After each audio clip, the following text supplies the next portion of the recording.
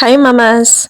So, if you're still that woman that struggles between looking beautiful to church on Sunday and meeting up with church time, come let's rub minds.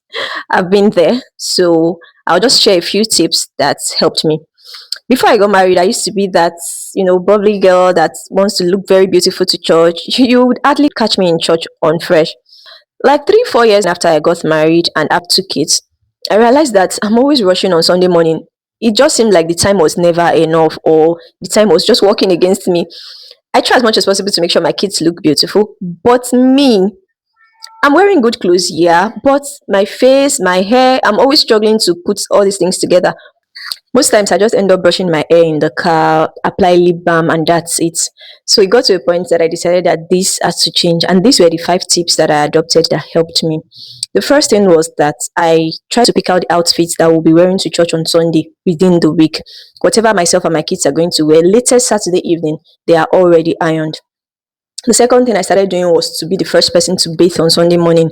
Before now, I would always be the last person to bathe, and that usually happened within the last 15, 20 minutes that we spend at home before going to church. So I'm always under pressure. I keep rushing and rushing and rushing. I just rush into the bathroom, rush out, wear anything, and just hit the road.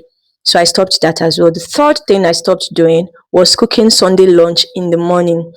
I used to make what we eat when we get back from church. I'll make it in the morning before we go to church so that we'll not be too hungry when we get back. But I stopped doing that. On our way back from church, we can grab a snack. My kids will take anything, or if I want to take anything in the morning, I can just take cereal or a cup of tea and we'll go to church. On our way back, we can get snacks, and then when we get home, we'll make a proper lunch. The fourth thing that I stopped doing was allowing my kids to oversleep on Sunday morning. We all see Sunday as a rest day. Yes, I accept. But let the rest start after we come back from church, not before we go to church.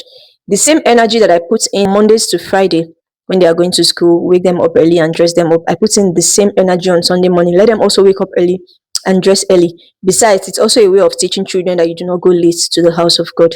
Then finally, the last 30 minutes that we spend in the house before we go to church is for me and me alone.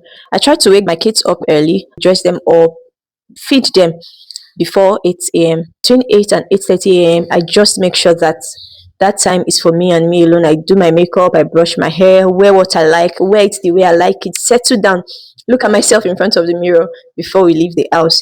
You see a lot of mothers in church today, their children are well dressed, their husband looking wonderful, but the women, it's not as if what the clothes they are wearing are bad, but the way they appear at the end of the day is usually looking so disorganized. And these are just some of the reasons why.